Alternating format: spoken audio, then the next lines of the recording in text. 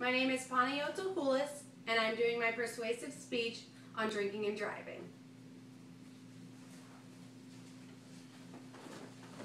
Hi, and welcome. Have you ever contemplated getting into your car after having just one too many drinks, thinking to yourself, I'm fine, no big deal, I've done this plenty of times. I'm sure many of you have been put in this situation at least once or twice. I'm here today to tell you that it is a very big deal. Every 20 to 30 minutes, a loved one is killed here in America every single day. People make the huge mistake of getting into their cars after a couple or even a lot of drinks. They put not only their own, but other lives at risk as well. I'm sure that you or someone you know has lost a loved one due to drinking and driving. 3 in every 10 Americans will be a part of an alcohol-related accident in their lifetime.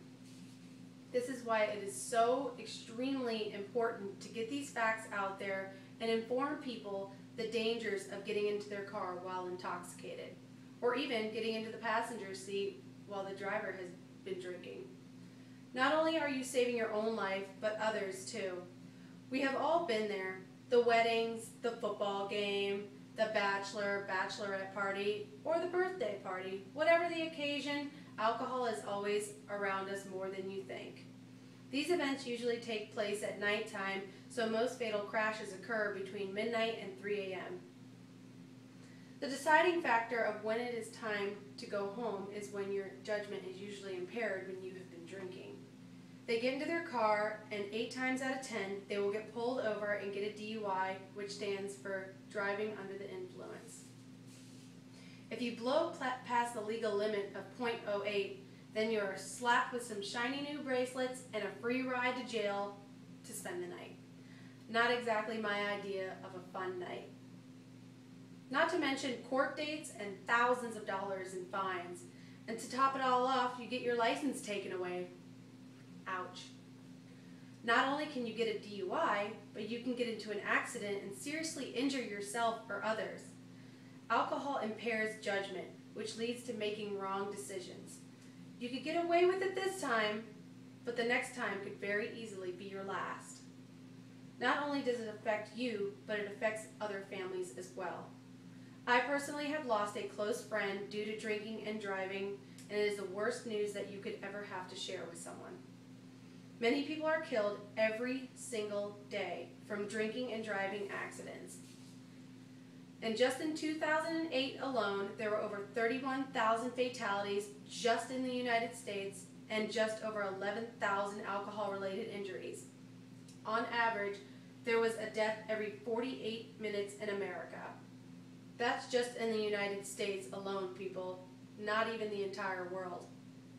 The sad thing is, 14% of children who don't even have a chance, the age of 15 and younger, are killed in a car crash every year. Surprisingly, cars are not the only problem when it comes to operating a vehicle while intoxicated.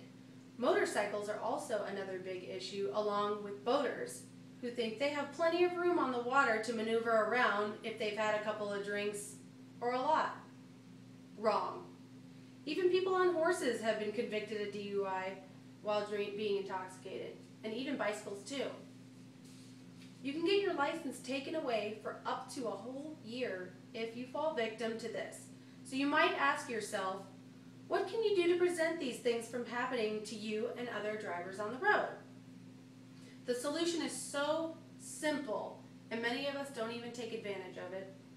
Drunk driving, like other social problems, resists simple solutions. It's just as easy as taking a cab ride home. If you do not want to spend the money, you can even call a friend or that close relative that will save you at 2 a.m. when you need a ride. I'm sure they would much rather see you get home safely than to get hurt or hurt somebody else on the road. It's as simple as that. If you know someone has been drinking, then do something about it. Don't sit back and think about it. By the time you do, it's probably too late, and they've already driven away. Take their keys away from them in the beginning of the night, especially if you know somebody with a drinking problem. Planning ahead is always the safest step to take for having a fun night out and not having to worry about it later on how you're going to get home. If you decide to be the designated driver of the night, limit yourself to 1 or 2 drinks, or none at all, and make sure you drink plenty of water. Drinking and driving is completely and 100% preventable. It is a personal choice that anyone can make. I would like to bring one last thing to your attention. With all the things that I have talked about today, why it is so important to not drink and drive, I hope we can all take a step back and think to ourselves, is it really worth all the risks that you've heard about today? No, it's not. Think about it. You can save yourself literally tons of money. It harms not only you, but others around you as well. I feel as if I can't say it enough. You are left with a DUI on your record, and trust me, people, that does not look good. The only person that can stop these things from happening is you. If you're like me, you have been put in these situations before where you did not think twice about getting behind the wheel.